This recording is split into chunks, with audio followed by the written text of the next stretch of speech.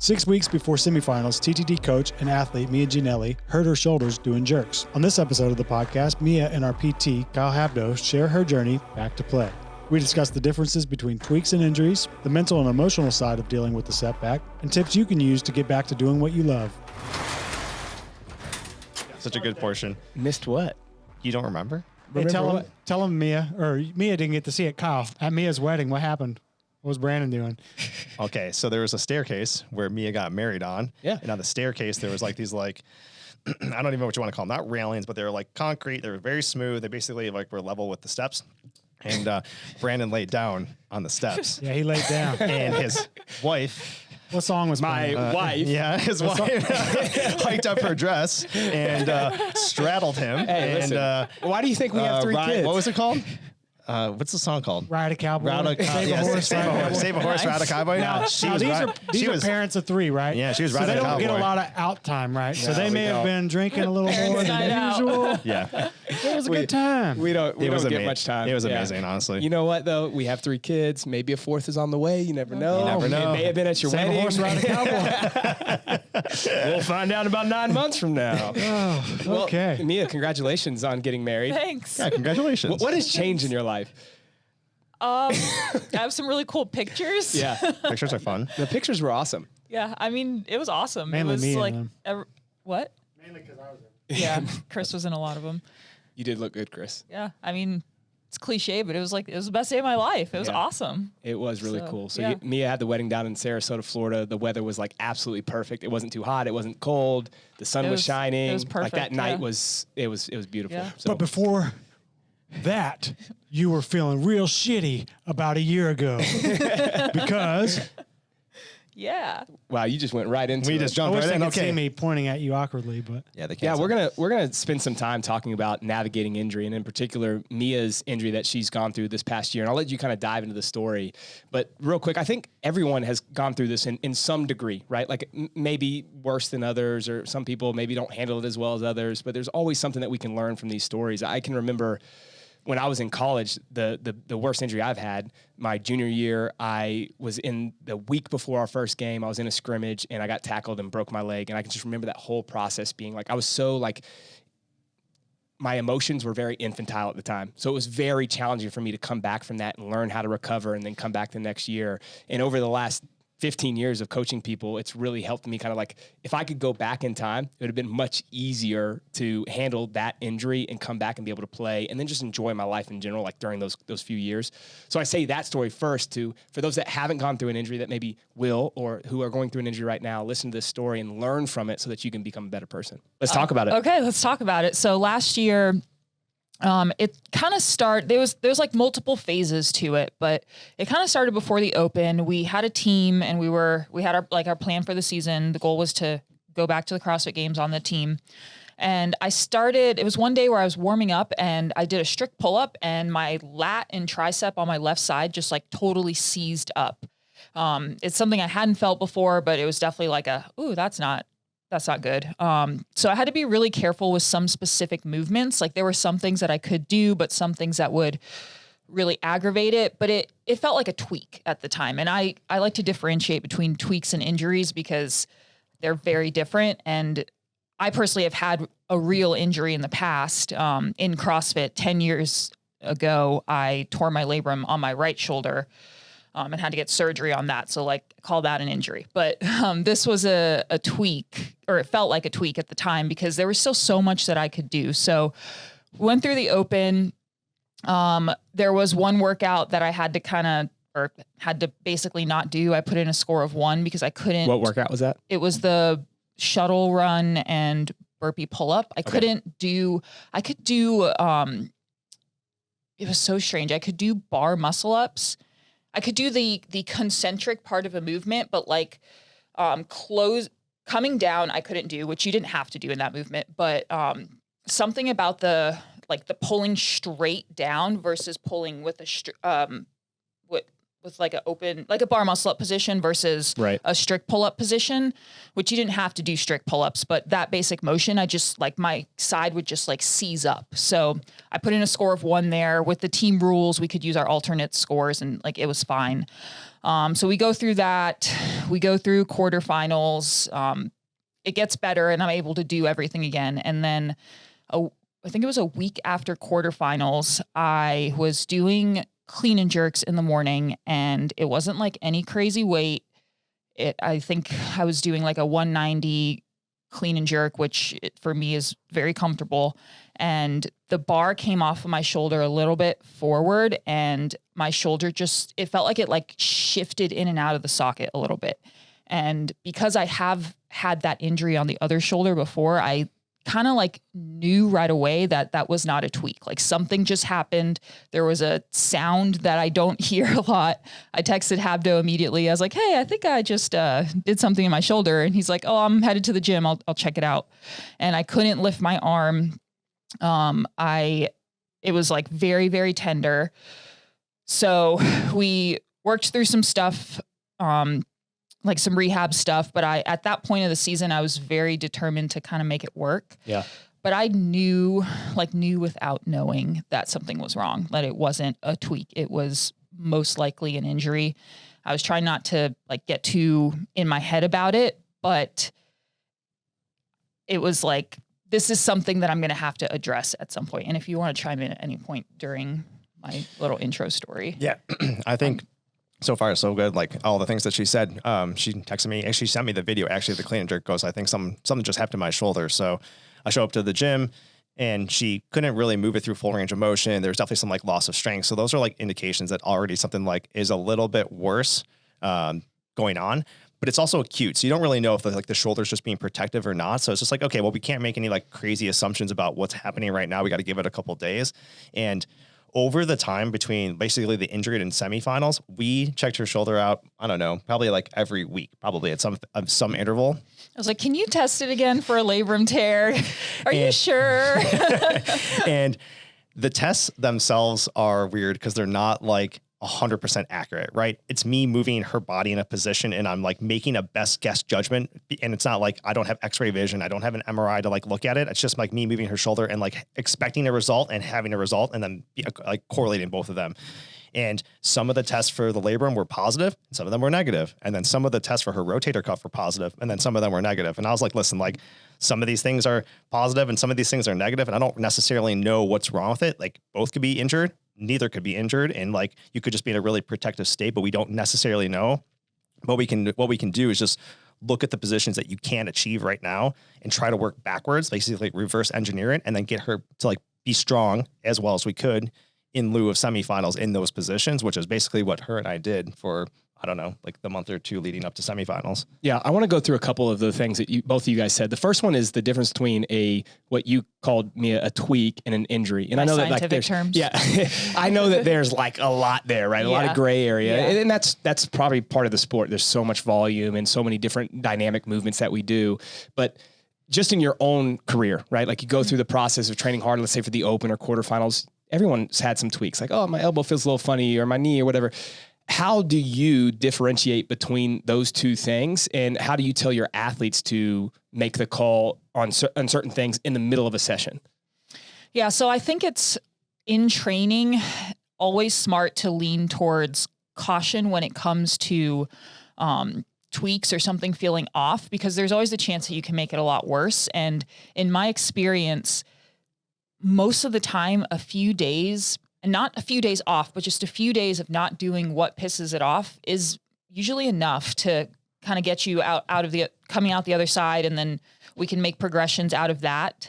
I think a mistake a lot of athletes make is they see it as like all or nothing. Like I have ring muscle ups in my programming today and I can't do them. And like that they will just spiral mentally. And I have done that a lot in the past. I have the benefit of hindsight now because I have been doing this for so long and I have had multiple injuries and then a lot of tweaks. So I have learned to be okay with those things happening. But before you were okay with it, what was fueling you to want to just plow through?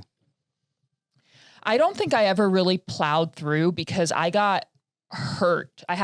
I dislocated my shoulder snatching within the first year of doing CrossFit. So it was like very soon in my career where I got very hurt. So I've always leaned towards caution, but I would get very upset about it. that So, you're not able to do certain things. Yeah. So I would definitely pull back because I'm scared of hurting myself.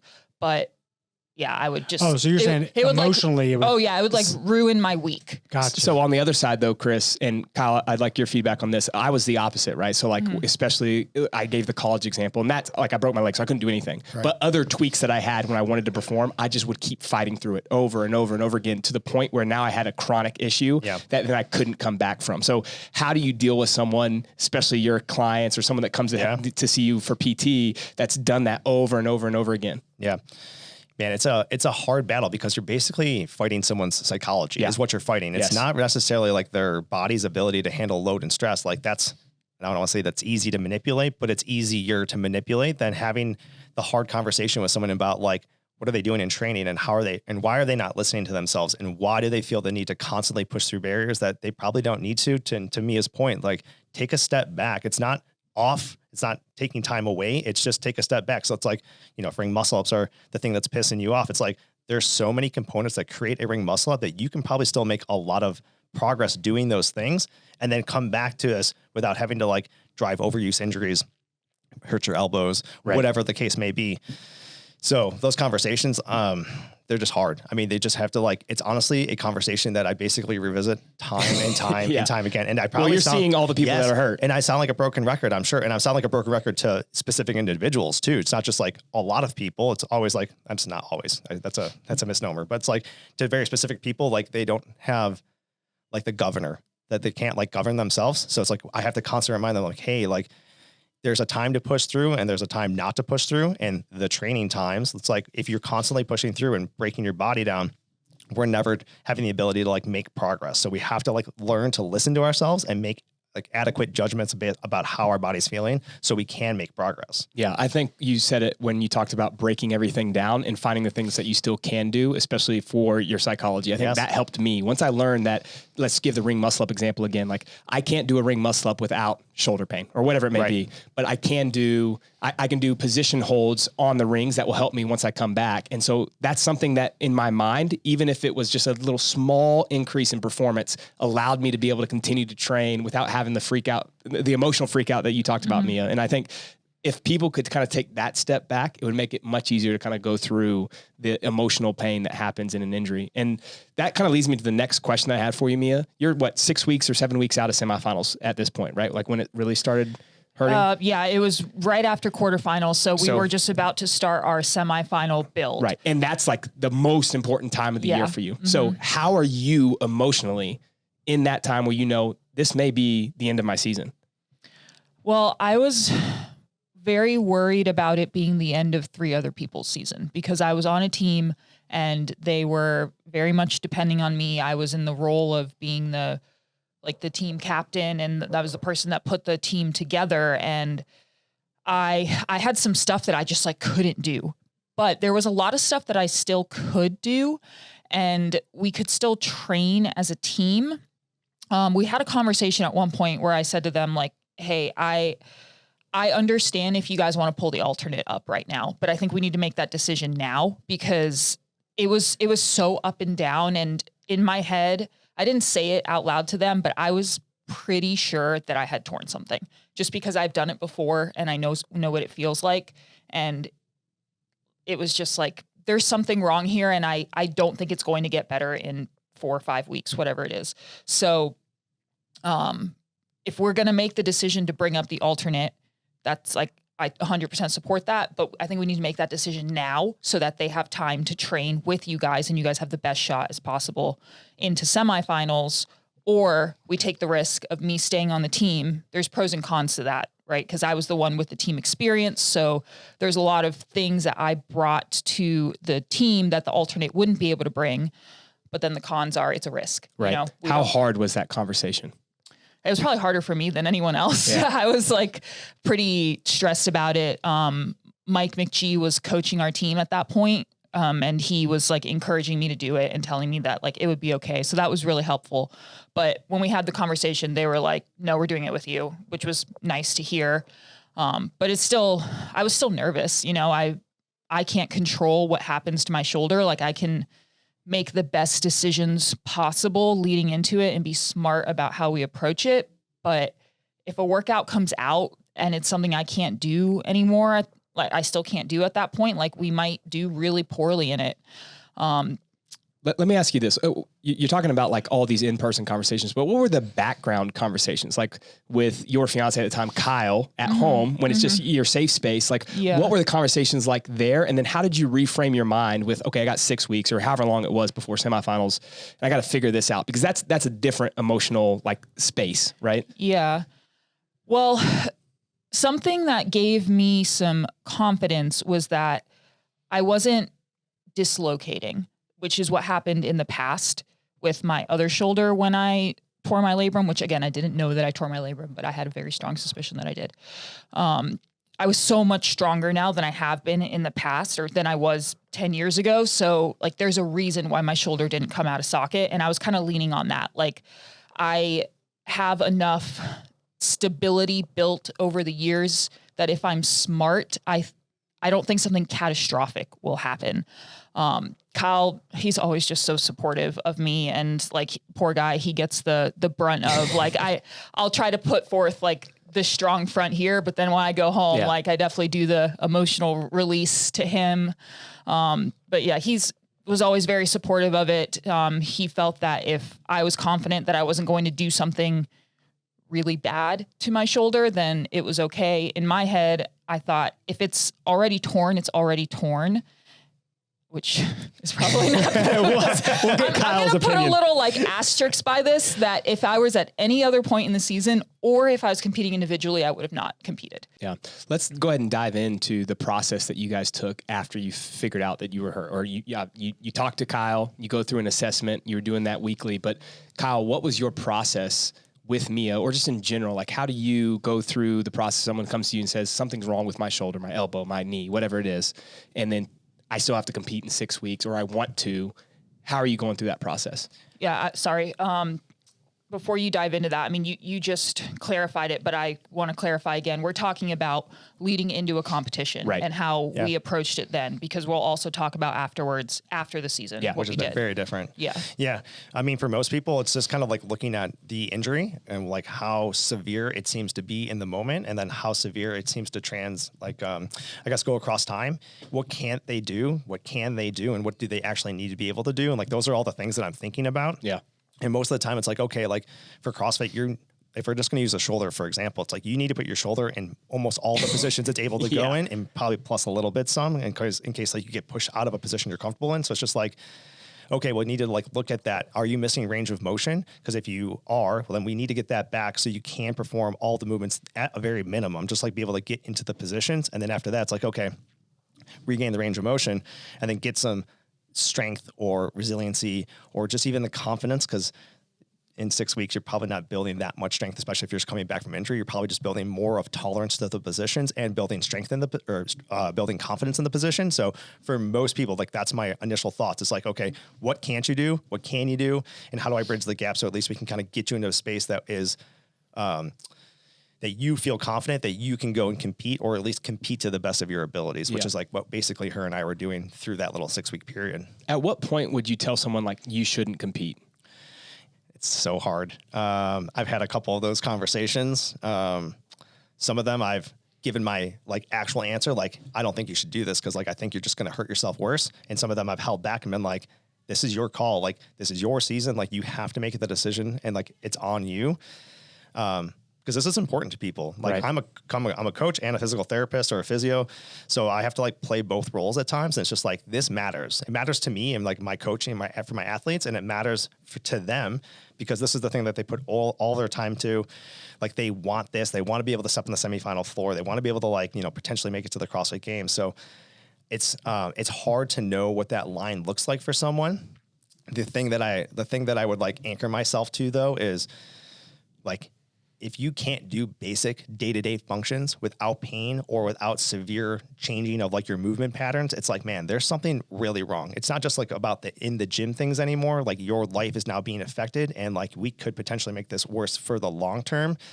And that to me is like, that's really hard for me to be like, okay, like go compete. Like, if it's going to affect you like in your day-to-day life and it's going to affect it for like a long-term thing, it's like, okay, we probably should pull back and make a smart decision here. Mia, for you specifically, had this been, let's say, a team competition at Wadapalooza and not the official game season, would you have been different?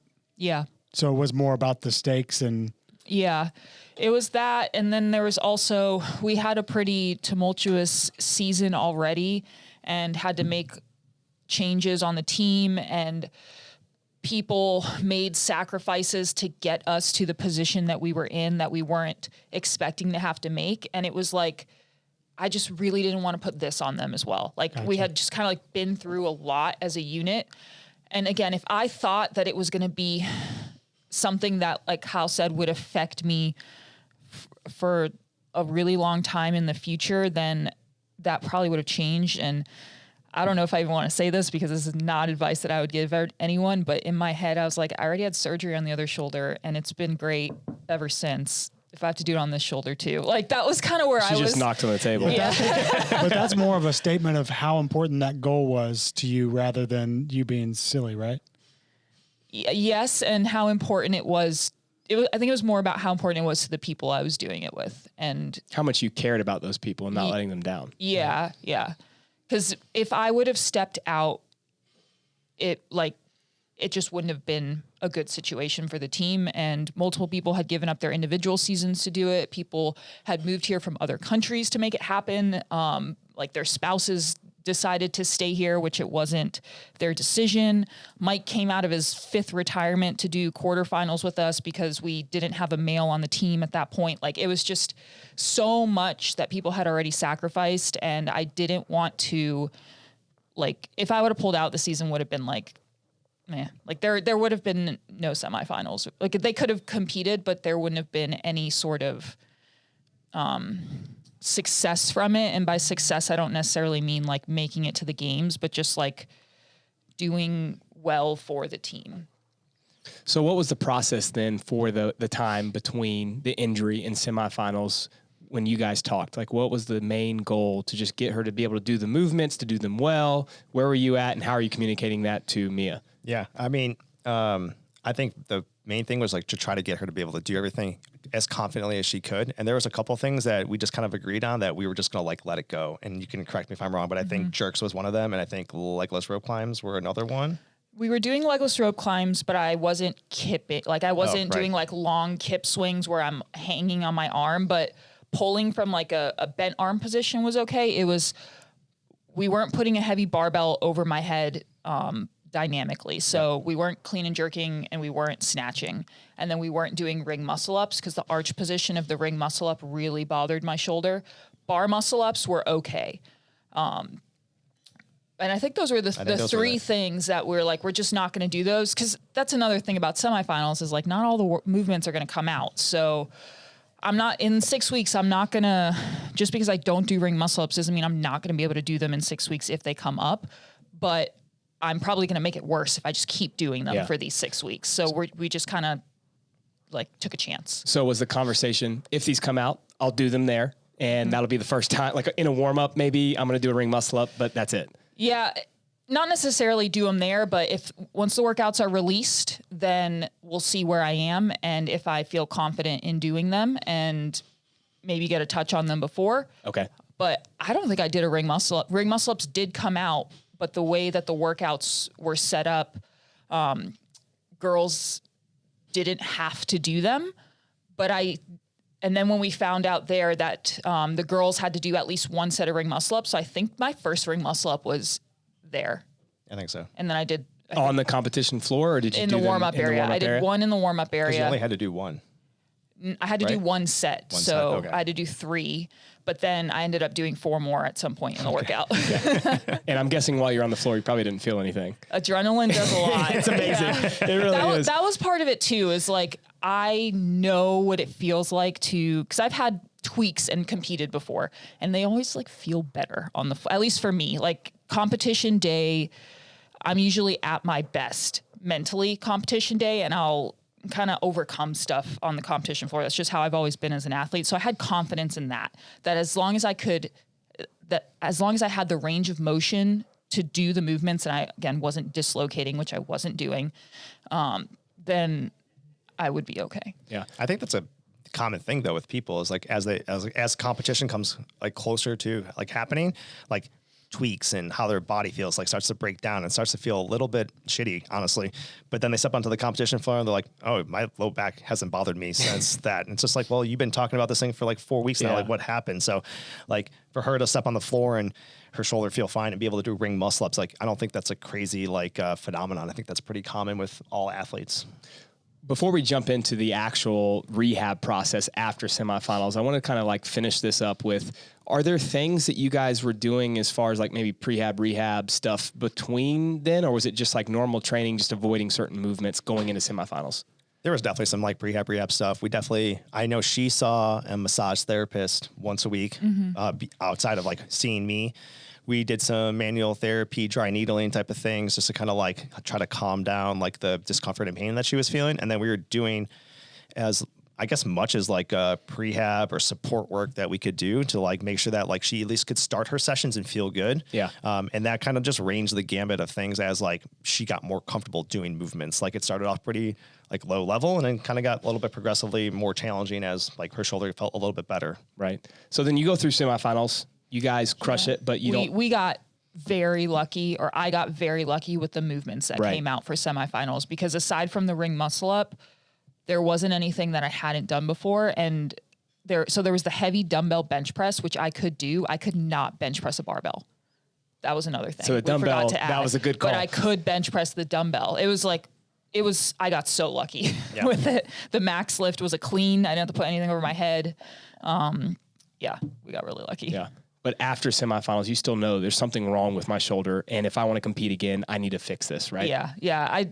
I told Habdo I wanted to get an MRI. I'd be interested in your honest opinion on that in hindsight. Cause I know that there's a lot of like back and forth on our MRIs. Do they do more harm than good? Yep. I felt like I just wanted to know.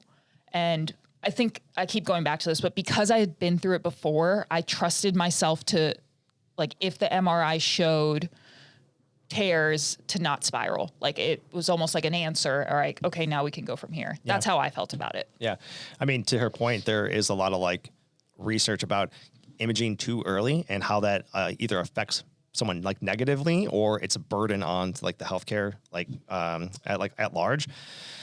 So for her, it's like, we already knew something was wrong. It was probably going to be a labrum or a rotator cuff, and surprise, it was both. Like, so we already, we already knew what the injury was. It was like, we don't necessarily need it, but the way that her and I talked about it was like, she needed it to know so she could move forward and like be okay with it.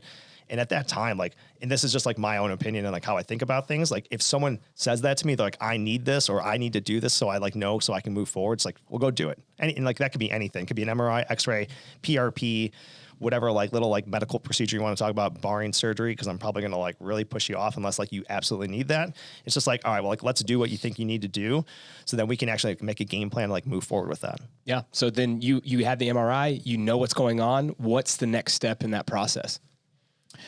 Hold on. At risk of beating a dead horse, at this point, now we're at where we would normally have been had there not been the competition aspect and you willing to sacrifice all that stuff. This is what you would normally, whatever we're about to go into is what people who normally get an injury during training or a tweak they might think would become an injury. This is where they would start. Yeah. At this point, my mindset completely changed. It was, I'm not being risky. I don't care if I can do a ring muscle up right now. I don't care if I can do a barbell snatch. I want to get healthy again. And I even told Kyle when we first started talking, I was like, I may be kind of an annoying athlete to work with from time to time, but I'm a very good patient because I've been through this before. So I know like how important it is to take each step at a time. And I remember when I had my surgery the first time around, someone, I don't even remember who it was. I wish I did because this Kobe Bryant. Yeah. Cause this advice has just like stuck with me for so long. He was like, celebrate every step in your rehab because it's a PR. Like those are your PRs, and just be so proud of each step that you take. So I like had that mindset again. And, like we'll get into all of the steps of it, but I just made that shift. Like I'm not training for the games. And then, you know, in hindsight, this is probably a good thing because who knows what I would have done to myself if we were training for the games. And I could just totally focus on trying to get healthy. Yeah, that is such a powerful thing to celebrate all the small victories. That's what I always tell. I have an athlete that went through a shoulder surgery, and you've talked to her, Jenny Gatz, and that's what we're doing right now. It's like that when you look at it, you're so far away from where you were, but you're getting better each day if you go through the process correctly. Yeah. And it's like, if you celebrate those things, it becomes a fun journey. Yeah. It maybe isn't the most enjoyable thing in the world, but still it's more fun than it otherwise would be. And I think that's something that even if you're not going through the process that Mia went through, just like a little tweak and you have to get back and it takes you 2 or 3 weeks, celebrate each step of that. Like, okay, I'm going to do my rehab work today. I get a little bit better. And then that allows you to have these micro goals that will keep you focused as opposed to going off the edge, especially when it's like, in a sport like this, everyone's type A, they want to go hard all the time. And they're like, I haven't done hard CrossFit in 3 weeks. I'm going to go crazy. So I do think that is a really good, R.I.P. Kobe. Yeah. So then what is the process? You guys have, at this point, infinite is obviously a big word, but plenty of time. The season's not going to start for another year. Kyle, what is step one in the process when you're talking to Mia? So our first step was actually just have a consult. We just sat down and had a conversation about like, okay, so we kind of like, I already knew where she was like assessment wise. So like, it wasn't like I needed to do assessment from ground zero. It was like, I already knew what was going on. We had an MRI now and we had like an actual answer. And I was like, okay, like, what are we doing here? Like, what does the end goal look like for you? Because that's important too. It's like, if we know that she wants to get back to the semifinal floor or the games floor, it's like, okay, well, we know where the target is. Now we have to work backwards from that target and start from like scratch and know that like that's where we're leading this to. So I always like think about it as like reverse engineering and then go from there. So the first thing is like, okay, well, let's look at like range of motion and just isolated strength. And can you perform some of these like basic things really well? Like, what is your tricep strength? What's your bicep strength? Is your rotator cuff strong enough? Can your delt support it? Does your scapula move well? All of these like things that seem so basic and like can be very monotonous and like you can overlook it really quickly because like you're like, oh, I got to get back to snatching or push presses or ring muscle ups or whatever those things are. It's like for her, we did that, and I think. And we can get to that. I'm skipping ahead a little bit, but like I think because we did all those things, like her gymnastics now and probably her strength overall is going to be markedly improved relative to where it was, just because now everything is individually stronger. So then when we started to put it together into like more complex things, like they're able to coordinate well better, I guess, is like where we're going to go to. But the first portion was like, check your range of motion, check the isolated strength of each individual muscle group that needs to be able to work well to like support the shoulder, and then go from there. What does that look like? So it's just like we make a baseline, just like we pick some like arbitrary things that we think are relatively important: tricep strength, bicep strength, shoulder pressing if we can shoulder press, or we figure out a way to do a shoulder press, which could be like a landmine press of some sort. Double check her rotator cuff strength or strength endurance, depending on how you want to like classify things, and then start to build like a template off of that. When you say checking her strength, are you comparing this to numbers she used to have, or like what is checking strength? Yeah. So the way like this is where it gets a little bit weird, I guess. You can definitely use things like a Tindex, which measures force output. So like we didn't necessarily do this, but I have we have it here. So what you could do is basically measure up. It's like a fish hook. Hold on, but y'all didn't use it? We did not use it, but I'm just saying that is a way to do it. Okay. The way that we did it was we looked at her right side relative to her left side, and we're like, okay, here's the baseline. This is where the right side is. We want the left side to match the right side. So when we go to do things, like we have an easy way of being like, all right, we're on the right path, or we're deviated really far. We need to like kind of like reassess things. Yeah. With as you go through that process with just like any athlete that's going through whatever injury it may be, with range of motion being the first thing, where are you? Or do you have specific numbers that you're using? Is it like based off the normal population, based off CrossFitters, the movements, the styles that they have to do? How do you measure that? Depends on the person that we're talking about. Like if it's just a CrossFitter, I know the archetype that we're looking for and I know what's required of them. So I base all of my range of motion measurements or like views off of that. It's like, okay, you need to be able to do a ring muscle up, which means that you need full shoulder flexion plus some, because you need to be able to sit back in that late arch position. And if you're missing degrees of motion there, like it's just not going to go well when you go back to that motion. So we know that we need to like make our way towards that, and we need to make sure that we incorporate exercises that can rebuild that. And there's a lot of things that I basically made up, and Mia titled them for me. So you would give me all these like full sentence names for things. I'm like, I'm going to call this an elephant because that's what I look like. And I do it. But it was like all these like things that I was like, okay, like she needs to be able to tolerate, like, get into the position first and then tolerate that position. It's just like, well, and like she probably remembers this, like when we first like checked her shoulder flexion, she was so hesitant and so guarded to do anything that like even like the little bit of like resistance, which isn't a good measure, but it just shows me like where her tolerance is to like getting into the positions. Like she had no tolerance to it. She wouldn't let me move her shoulder at all. She was very guarded. Was it because of pain or just fear of pain? Pain. You were having pain? Like Yeah. At what point? At that point, I couldn't go into my full shoulder flexion range of motion. Yep. Which is well past her ear. Yeah. And I couldn't press. The range from like a few inches off of my shoulder to about my eye level was very painful to press through. I remember something that took forever for me to be able to do without pain was like a 90-90 hold, just holding any load in that position. It was so achy. Those were the major things. Yeah. And then I think there was a little bit of like external rotation discomfort too. Yeah. I want to take a step back real quick because Kyle, you mentioned this a few minutes ago, but you said you try to avoid surgery if at all possible. Was there any conversation of that, or was it just like immediate, like you're not going to have surgery and here's what we're going to do? I did see after I got the MRI, I saw a specialist and got his opinion.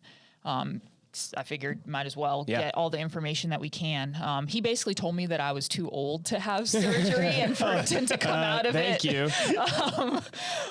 He was like, if you have surgery, you're too old to recover from it. It was something about like they would have to detach where my bicep attached and like reattach it somewhere else. I don't know. It seemed like he wasn't very hopeful about it, which made me feel not very hopeful about it. Kyle had already said he didn't think that I needed surgery. And then I also reached out to the PT that did my other shoulder. Shout out Corey Price in Orlando. He was amazing. And he agreed. I sent him the MRI script and told him what he said. He's like, I think that you should go conservative at least at first and then see what happens. Yeah. In general, why would you say that? And then let's talk specifically about Mia. I think people reach for surgery too quickly. Honestly, I just think it's like oh, this is the thing that's going to fix me. Right. And you still have to go through all of the rehab process anyway. And it doesn't guarantee that you're not going to come out the other side without the same pain that you're already dealing with. Right. And you just might have like a new pain or a new deficit that you're now clawing back out of. For me specifically, it was just like there was a lot that she could do, and there was definitely some things that she couldn't do. So it was like, man, there's a lot of positives here relative to like the things that you can't do. And I think looking at Mia is just like, I think you're just like a good person who will be like, she'll be on top of it. You'll listen to like what the things that we need to do, and you'll be patient enough to like let it work, where other people won't have the ability to like be like, oh, well, I can't do my kipping ring muscle ups today, or I can't do my handstand walking or whatever it is. She was like, I'm good with this. Like I'm willing to like let the process work, where other people, they're just not willing to do that. So I don't know. For me, it was like a really easy, like, hey, like, let's just try it. And I told her, I think I gave you like a 3 or 4 week timeline. I was like, if we don't start to see progress, then like, we're not doing the right things, and we need to make a change about what we're doing, or maybe surgery is the option for you. Right. But I was like, we got to at least try this first and like see what happens. It's like, let's test and retest, and then we can go from there. And I will say, when I had surgery the first time, I did go through like 6 months of rehab beforehand. And then my shoulder, I got like back to being able to do everything that I could do, was training normally for like 3 to 4 months. And then my shoulder dislocated again. And it was like, all right, this is just going to keep happening at this point. Like I tried, and then, and I was young enough then. Yeah. now you're old. That's so funny because you're still young. I don't know. I think we're all still young. I will say, when we started the rehab process, Kyle says that I was like very patient with it and willing to accept the process, which I was, but I did barter with it. So this is something that people might be able to use for themselves. I said, let's come up with a few things that I can still work really hard at and like choose to improve or chase improvement on. So we picked, I think we started with a 10K run progression, a 10-minute assault or echo bike progression. You just lost everybody. I know, everyone's like, this sucks. And we did burpees as well as we could. Well, we did no push-up burpees. Yeah, which are very hard. I think those are the 3 major progressions that we did. And that was enough for me to like feel like I was still improving on things that would help me in the future with CrossFit. And that was huge for me to be able to just like dig into those sessions. Cause I would have a session that was like all shoulder rehab stuff and then a little bit of strengthening at the end that looked maybe kind of tangentially close to what you do in CrossFit. But then later I could just like put my head down and work really hard on the runner. Yeah. How's the runs and the assault bike now? Amazing. Like I feel so much fitter than I was before. And that's with the little asterisk because I am still building back into like full CrossFit stuff. So like as good as you can feel running, it's different than when you're doing like bar muscle ups and thrusters. So, but I feel very confident that that has set me up to do a lot better this year. Well, I think goes back to the whole like psychology thing that Kyle talked about, where you have to break things down, especially when you're in an injury. I know the TV's going crazy right now. Everyone's staring at it. There's a funny story I'll tell you guys later about the TV. Anyhow, when you're breaking those things down, you got to focus on the things that you can do and not the things that you can't do. Right. And when you have those positives, the celebrating the small victories of like, I'm going to crush a 10K, or I'm going to do, a 1 mile test or a 10-minute test or whatever else it may be that you're able to do. I think that's just it's so important for the emotional mindset of someone to be able to stay focused when they are going through rehab, especially when it takes 6 months or 8 months to get through that process. Yeah. I think we started around month 3, adding in more CrossFit things. I think it started to change. Like we started to have like a change in like the trajectory of like the programming and like the structure of how things were going. And I think I was almost on like a weekly basis where I started putting in more and more things there. Speaking to the mic. I know, I'm getting yelled at. I'm sorry, I was drifting away trying to look at Mia. Let's go through the process then, just to help the people out that are listening to this that maybe are going through an injury right now. The first step then for you would be you're addressing the range of motion. Like, can Mia get back into that range, both left and right, that she did pre-injury? Yep. Okay, and then after that, we're trying to create some stability, resiliency in that range. Yep. So like, give me an example of what that would look like. So like in terms of like what we did for Mia? Yeah. So I mean, like the first things were like, so it's like get range of motion, isolated strength. So we started doing a lot of like triceps, biceps, delt work as much as she could tolerate. We started doing a lot of like rotator cuff-esque drills, whether that was external, internal rotation. Started working on general stability. So like kettlebell arm bars.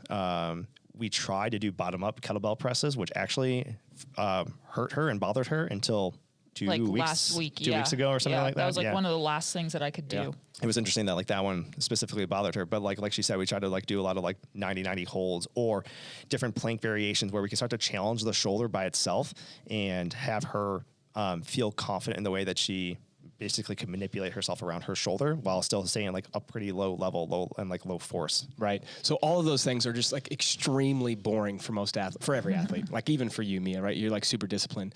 How would you, what advice would you give the athlete that has to do that to get back to stay focused and make sure that they're doing those every single week? Yeah. I mean, I think you need to be honest with yourself about how important the goal is to you. Because if the goal is to get better in CrossFit and be more competitive in CrossFit, you don't get to do what you want to do all the time. And like you can be as disciplined as you want when it comes to working hard and grinding in the gym, but like you got to do the other side too. And you don't just get to pick like, oh, I'm going to go so hard because I want this so bad. But what if the way to it is not to go so hard? And you have to address these things. If you're not able to get yourself to a point mentally to give as much focus to that as you would gearing up for the open, then do you really want it that bad? Because that's just the reality of sport. And it's not just CrossFit, it's every sport. Like most people get injured at some point or another. That's what happens when you're pushing your body to like the extreme, to the max capacity that you can. And most of us could probably recover better and have more balance, but we want it so bad. And like, I get that because I'm the same way, but you don't just get to be disciplined when it's exciting. You have to be disciplined all the time. And that's true. If it's what you want. Yeah. Not only with injury, but just in the sport in general, right? Like everyone wants to do the fun, hard Metcon, but they don't want to do all the skill work or the technique work for a new movement or learning maybe a bar pullover or crossover singles. They just want to go hard in a workout. And it's important to kind of take that step back. And your discipline and the intent and focus that you have on your skill sessions should be the same. That same intensity that you would bring to a 15-minute AMRAP that everyone enjoys. Yep. Yeah. And that's, again, just be honest with yourself. Like, if you really truly care about getting better and getting to your X goal, then you got to accept that stuff. But if you don't care about that, that's okay too. Like just be honest about what you want and have those conversations with yourself, I guess, or reflections. Those with are yourself. hard conversations to have, though. They are. Yeah. So then what's next? You are building that isolated strength. She Yeah. has the range of motion. She has some of that strength back. Is that when you start incorporating some of the more dynamic movements? Is there another step? No. So it's just like I said, you like reverse engineer the process, figure out where she wants to go, and then kind of like make steps along the way. So it's like, okay, range of motion, isolated strength. Now we start putting in like complexity or compound, however you like want to define it, basically making full joint range of motion movements that are not just isolated to the like specific muscle group. And then somewhere in that realm, you start also looking at force production or the ability to handle forces being placed upon the shoulder. So if that's like perturbation training, death drops, explosive push-ups, med ball throws, things of that nature, people probably look at that or hear that and they probably say like, that's not CrossFit, but you have to think about the forces that are put on the shoulder during CrossFit. Man, like they're high forces. The amount of body weight, I think it's 3 times body weight dropping down from a bar muscle up or a ring muscle up that your shoulder has to be able to handle. So it's like, if you don't start to bridge the gap between that and then trying to do it to a bar muscle up, it's like you're doing that person a disservice. So you have to look at the forces that are being put upon a shoulder and then, or upon a body part, and then figuring out how to like give them that in small doses and then build that over time. So, I mean, I don't know. We did a ton of med ball throws, seated chest passes, death drops off of plates for push-ups. Sometime it turned into burpees. And then there's a bunch of, and she still does like these tantrums, like shoulder tantrums, basically to get the shoulder used to having, a force put out in it that it has to like learn to stabilize against, but also like be okay accepting that force. Give us an example of what that looks like. So you basically put you put a band in a rig, and you put your hand in between the band, and then you basically rip the band with your hand as hard as you can, as fast as you can, and what ends up happening is that your arm ends up moving in the opposite direction of the band, so then it has to recoil against the band. So you're learning to handle a higher force than what your body's able to produce. So hopefully that when you go to do your kipping gymnastics or whatever it is, or you get pulled out of position on a push jerk, your shoulder's able to like withstand that tolerance. Yeah, I mean, you gave examples there, but like people think if they're watching Mia, someone just watched a video of that, they're like, what is she doing? But like it is so true, especially in this sport where there's it's so much. It's embarrassing to do it. It's embarrassing. But you think about all of the gymnastics and the heavy bars overhead, or just even doing a squat snatch, or whatever it may be. There's so many dynamic movements that require that ability to be able to stabilize overhead that I think we kind of miss sight of that or lose sight of that. Yeah, I think something that people think about all the time is like, well, you could train perfect movement, and maybe if we didn't do those things, she could move perfectly and hit the positions and it'd be totally fine. But there's almost no moment in time where you move in a perfect motion, and especially in a sport like CrossFit, where you're tired. You're going to be tired, and your movement patterns are going to be, they're probably going to turn a little bit shitty, which is okay. But you just have to be able to withstand that withstand that force and have tolerance to those positions. So it's like we have to figure out how to build them in a setting that's non-fatigue based, and hopefully have a progression where we're like incrementally giving you harder challenges. Yeah. Let's rewind a little bit. So you're going through this whole process. He's talking about range of motion and then some stability, learning all these things. Did you see progress right away, or was it like, a couple of weeks in, you're kind of like, this is getting tough? I saw progress right away.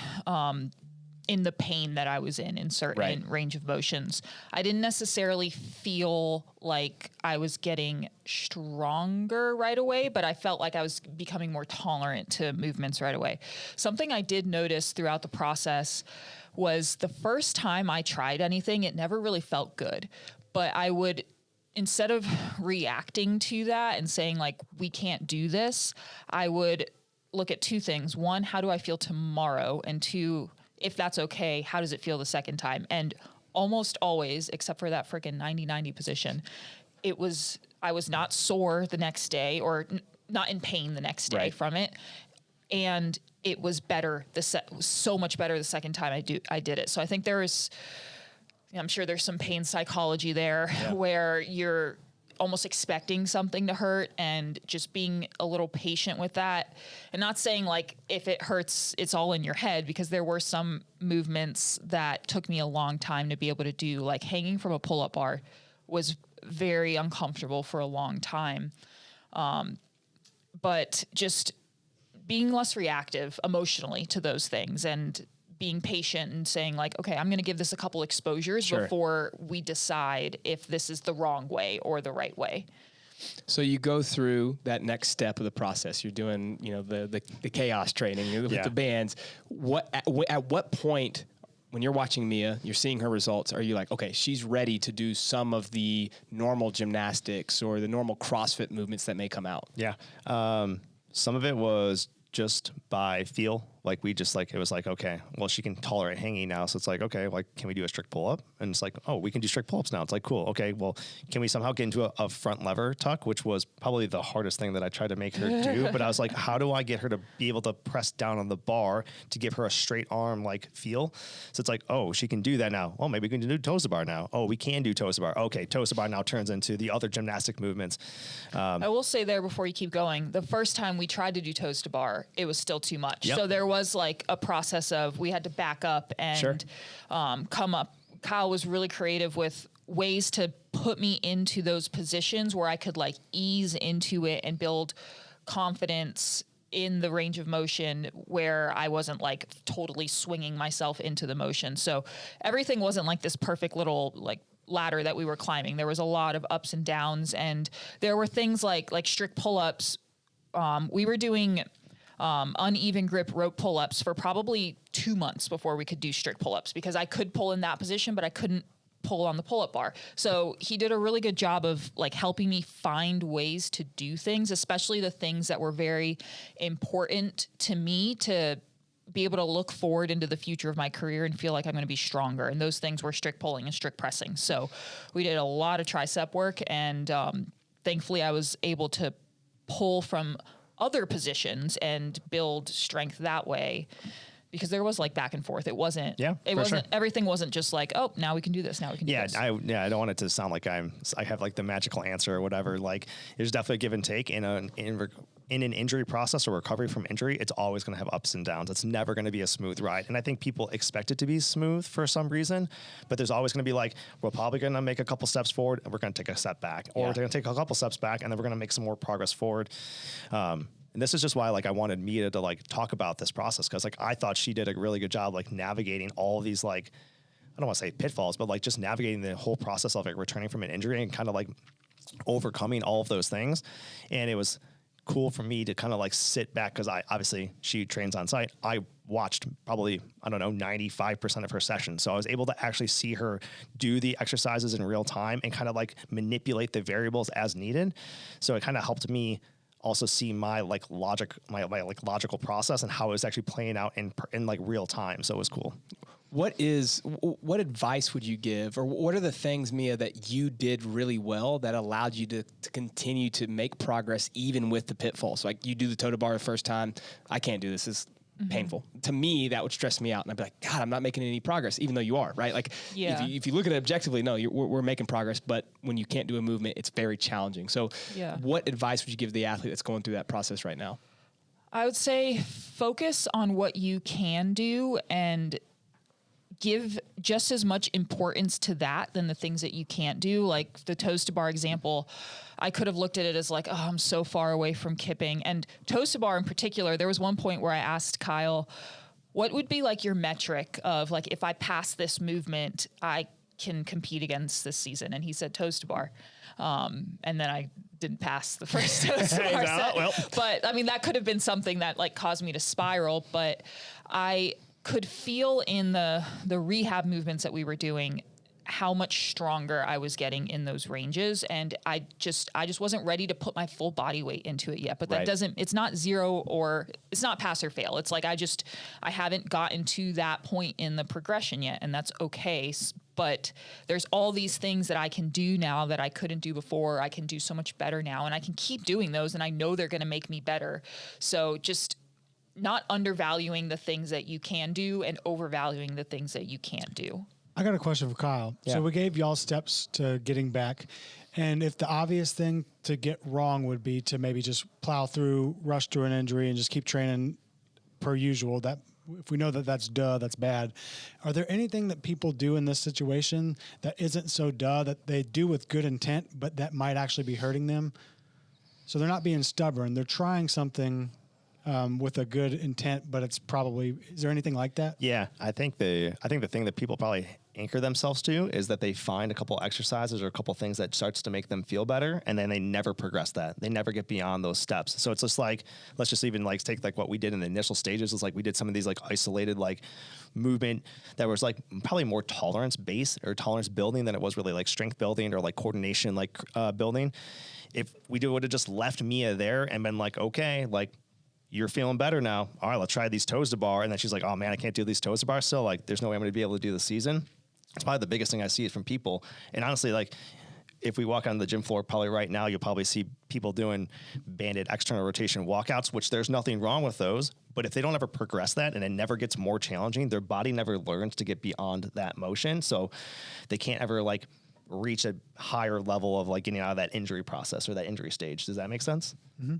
So basically going through, you can't just go from like step 1 to step 12. You're trying to get through each step to make you get up the ladder. Yeah. I mean, people like, you know, they'll hurt their shoulder and they'll just like do that banded external rotation walkout. And they're like, oh man, like I've tried everything. It's just like, well, you've tried like one thing. Yeah. You've tried one thing and it's like the base level. Like you haven't progressed yourself and you don't have the mindset to kind of like navigate that process. Right. Or it could be you do that, you get out of pain and then you jump right into a workout and get in pain again. For sure. Yeah. Absolutely. It happens all the time. I have a question for you. Yeah. So someone who has an injury, and do you recommend that they do seek a PT if they don't have, like, I mean, I was lucky, like you were here. Yeah. So like all these things that you're saying, how do people know? Yeah. Well, like when's the time? Like how to do that? Like how to follow that path? Like, is it, what do you recommend? Because not everyone in the world can hire you. For sure. I would love that if they could. Man, it's hard. I think it's like, I think for the people who don't have access to someone like myself or anyone else that kind of like fits into that mold, it's like you have to be just aware enough to listen to your body and try to do the things that are intelligent for that. And like, I know that's like a really general statement, but it's like, if you know pressing bothers you, you got to like figure out how to step back from pressing and then rebuild the components that would create pressing and then go forward again. It's not remove pressing and never press ever again. It's just like, okay, take it off your training plate, add in some more back squats or whatever you're doing or whatever your goal is, and then figure out what the components are of pressing that you need and then rebuild from that process. And I know that takes like a special person to do it to themselves, but if you don't have access to someone who's like myself or anybody else that's on the training think tank staff or another physical therapist or physiotherapist that's like intelligent and that has like a good mental framework about how to like navigate injuries and help people get back, you have to like take it upon yourself to like break down movements and like know that there's ways to get around it without doing the actual movement, and then that you'll be able to kind of come back to it. Just for shits and gigs, what's the most number one common injury we see in CrossFit? Shoulders or low back. Let's go shoulders or let's go low back since we've been talking shoulders. I mean, I think low back pain is like probably like one of the most prevalent pain across all humans. So they can't afford you or someone like you or whatever. They don't have an eye on them. Yep. What is the walk through that process you just did for that injury? For like a low back. And let me caveat it for you that all this isn't going to be perfect. We're just giving, the best we can with a made up scenario. That's cool. Honestly, for people that have like a low back pain or discomfort, like normally what happens is that their body starts to put them in a protective position where they start to like lose range of motion. And my number one thing would be gain that back in some fashion, which probably ends up looking like just go walk or move your body a little bit, because your body's gonna start to like protect range of motion. It's gonna shut you down. So you need to like try to figure out how to like regain that motion. And it's honestly probably just like low level walking, rotating a little bit. I mean, that's probably where I would start. And then what would you progress to?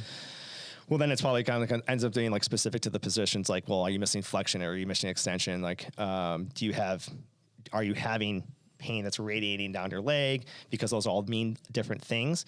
But from there, it's just like, if you can start to get motion back and you can start to incorporate different patterns of moving in your body, well, it's like, then you can start to train different and train. I mean, and I'm using training as a very like broad category, because like training could be low level rehab where you're doing like, maybe you're doing like a side plank to training like you're doing a deadlift, because I think everyone should probably like move themselves towards doing a deadlift, even if you have low back pain or if you're having a disc herniation or whatever the case may be. But it might just start off by looking like you're doing some side planks and you're doing some glute bridges because you're trying to get back to hinging and make hinging feel good, and then you're progressing yourself towards deadlifting. And so in that situation, we said lower back, so that's lower body. I think the common thing would be like, all right, well, I'm injured here, I'm going to do upper body stuff. Is there mistakes people would make in that process? They probably just overshoot, like hardcore. They probably just they're like, oh, I can't do anything lower body, so I'm just going to do every session as upper body, which is okay. You just have to like be intelligent enough to like make sure that you're dispersing the forces and the volumes and loads that you're having on your body, and making sure that you're just not like crushing yourself into oblivion. Yeah. And is there any lower body stuff? Like, is there any examples where having a lower back injury, you could mess it up or make it worse by doing any sort of upper body stuff, like bench press or anything, have like a indirect effect on it that you've seen? I mean, maybe an indirect effect, but I mean, for the most part, like you can probably have a lower body injury and do some upper body work. That's going to be totally fine. I mean, most of the, like for me, even if we just like jump to Mia, like her shoulder was bothering her, I was like, all right, well, can we deadlift? And I think we PR'd your 3RM deadlift, if I don't remember. Yeah, I remember correctly, right? I made her do some fun hand release deadlift plus touch and go deadlifts for a little while. But I was just like, let's just like do some things that we can do to challenge your lower body that like you feel comfortable doing, so we can make progress in other areas, along with running and 10-minute echo bike progressions and things of that nature. Would you say in general, if possible, seek help first? I think it depends on the level of the injury, because like you said, there's tweaks and then there's injuries, or there's niggles, I guess, if we want to use like that third category for our Australian friends. It just kind of depends on the level of like the discomfort and like the pain that you're experiencing. And people are going to experience pain in different ways. So it's hard to talk about pain because it's such like an individualized experience. Like what you feel and what I feel and what Brandon feels is completely different. So it's hard to know, but I would say like if something has been bothering you for, I don't know, longer than a couple weeks and it doesn't seem to get any better, and if it's like super achy at night and kind of like lingers throughout the day, it's probably time to get some help. Yeah. I mean, I think just in general, though, people can start breaking down the movements and figure it out from there. And then if they need to seek help, then obviously do so. I mean, I'm a big proponent of this. I don't think, and like I'm probably going to take some shit for this, but I don't think you need a physical therapy degree to help people get out of injury. I know for a fact that the people or the coaches onto the Training Think Tank staff have helped multiple people get out of pain. So I know that it doesn't take the knowledge that I went to school for to do it. I just know that like there's a point where you have to start to deviate and be like, okay, well, I do need a little bit more expertise, so I do need to go seek out that help. Yeah, totally. So Mia, where are you at now, and what's the next step in your healing or recovery process? Actually, how long was that whole process for people who didn't piece it all together? So assuming that I tore my labrum that day, that was the beginning of April. And then we competed the end of May. And then I think I took like a month I just did like running and biking. And then I got the MRI during that time. So we started together like end of June. Middle of June. Middle of June. Yep. And now it is December. Almost December, yeah. So we'll say from May to December, because that's when you really stopped. Yeah. However long so that is. 6 months. Yeah. 6 months. Yeah. Almost. So yeah. I would say I'm at like 93% right now. Very accurate. Very specific. Yeah, I can do every gymnastics movement, and they are honestly better than they have ever been. The first day that we did ring muscle ups, I think I did like a set of 8 and just stopped because I was like, I don't know if I should do more. This is my first day doing them, and they were so easy, which has never been the case before. Yep. My legless rope climbs are miles better than they ever have been. Gymnastics is all there. The two things that we are still progressing towards are heavy snatches and heavy jerks. Yep. And that's really it. We're still working on my confidence driving fast off of my shoulder in the front rack, which is exactly the position that I got hurt in. So it makes sense that that's something that is timid to me. And then I do still have some my labrum area feels really good, but my posterior shoulder sometimes is still a little twingy from, I mean, it showed that I had a rotator cuff tear there, which I suspect had been there for much longer, but I don't really know. But in a snatch, that still will be a little jumpy sometimes. So those are the two things that we're still working on rebuilding. And then everything else, it's just like building up my volume tolerance, which is actually pretty good right now. And then throwing them back under like extreme fatigue. Yeah. Let's say that Kyle, she gets to, 100%, she's doing everything in the sport. Are there things as a coach and a PT that you're thinking about with an athlete that's gone through a serious injury like that? And are there protective mechanisms that she needs to have in mind, or as a coach when you're riding training, or is it just like, you're releasing the reins and letting her do everything? I'm trying to move her to doing everything. So that's definitely like, that has been like the forefront of my mind this entire time. It's like, okay, like we want to get back to the games. So we need to make sure that she's tolerant to all the stressors that require her to be at the games level. So that's been on the forefront of my mind. It's like, okay, how can I progress her there and how can I move her in that direction? Now, the only like caveat to that is like watching her feedback and making sure that I am as proactive as I can be about removing things as needed so she still can feel confident, even if like she feels a little bit off or feels a little bit tired or her shoulder feels a little bit weird. Cause like there's going to be ups and downs, and there's going to be days that she feels really, really good and she wants to attack stuff. And there's gonna be other days she walks in the gym, she's like, I don't know, it just like doesn't feel right. Yeah. And I just want to I want to be sure that we are, or I am being as proactive as possible and not like letting things go and being like, well, it's the sport, so we kind of have to deal with it. Like, yeah, maybe that's my attitude once we get to semifinals. And she's like, I was like, well, dude, you just got to compete and you got to do with it. You got to deal with what you got to deal with. But I think until that time, like there's no reason to like tip the scales too soon right now. I want her to feel confident.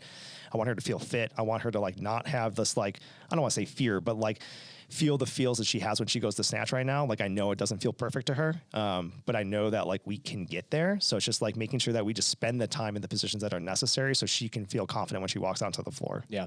And then just in general, like you talk about Chris's question with low back pain or with a shoulder injury, as someone comes back, they're back to 100%, they're competing, let's say they're in the season. Are there specific drills that they should keep in their training that, maybe are your quote unquote like prehab pieces, or do you just kind of say like do everything based on feel? Yeah. For me specifically, I'm always someone who's going to almost like, move people as far away from like the rehab support work or like whatever you want to call it. And that's just my own opinion. Cause I don't want people to feel that they need those things in order to feel like they have to do those things to compete. But if they like them and it helps them warm up, then like, let's keep them in. Like, there's no reason not to. I just want to make sure that we are moving towards like a position where it's just like, no, you don't need that stuff anymore. Like that stuff's too low level for you. It doesn't help you anymore. And you're good to go. But like, if she wants to do her little like shoulder elephant things, cause like that's, she likes that now. As part of her warm up, then like, there's nothing wrong with that. It's just, there might even be some component of like the psychology about it. Like, oh, like this is the thing that I know will help me feel confident when I walk into the lift. Right. And like that to me is 100% fine. There's nothing wrong with that. I just want to make sure that we do get to a point where she's not reliant on those things. She just uses it because she likes it. Yeah. Mia, any just final words or advice for those that are going through something similar? Maybe it's not as extreme, but they're struggling with something right now. They know that, before we know it, it's going to be in January and everyone's in open prep and then quarterfinals. And if they make semifinals, any last words kind of help those people? Yeah, I think if this year doesn't work for you, next year can still work. And like because of the CrossFit season, we'll like push ourselves into these time restrictions, but your body's not always ready at that point. Yeah. So I think just not having like a now or never perspective, because I think for most people in the sport, that's not true. Like it's not now or never. Just listening to your body and being smart about the progress, about when you are like making decisions based off when you're ready, not when the open is coming and it's making you nervous and you feel like you need to just start doing ring muscle ups, even though your body's not ready for it. And then, I'm just going to hype again on the celebrate your little wins as you're going through it. That's helped me a ton. Focusing on the things that I can do more so than the things that I can't do. And then one more thing, which I also already mentioned, but find things that you can really dig into. Like, we're all in this sport for a reason. We like working hard, or else you wouldn't be in a sport that's built on pain. So find things that you can create that feeling in. And like, to me, it's been very rewarding to get a lot better at running this year and get a lot better at biking. And I still feel like I've made a lot of progress and that those things are going to help me in the future. And I can be excited about that versus just being upset all the time about the stuff that I can't do. I love it. Yeah. Celebrate those small victories, folks. R.I.P. Kobe. Actually, that was probably a beautiful way to end it, but let me fuck it up by asking one more question. Of course. Let's hear it. 6 months. Did it feel long or short? If it went by pretty quickly because I felt like we were always making progress. You were planning a wedding. That's why. Yeah, that too. There you go. So if you get hurt, plan a wedding. Plan a wedding. There you Yeah. go. Is that the secret? That is a secret. You crushed that part and the injury part. Congratulations. The wedding was pretty good, right? It was pretty good. Yeah, All I'm right, surprised folks. you didn't get an injury. Maybe I did. We come full circle. Kyle, I have an adductor issue. Yeah. You want to go out to the, yeah.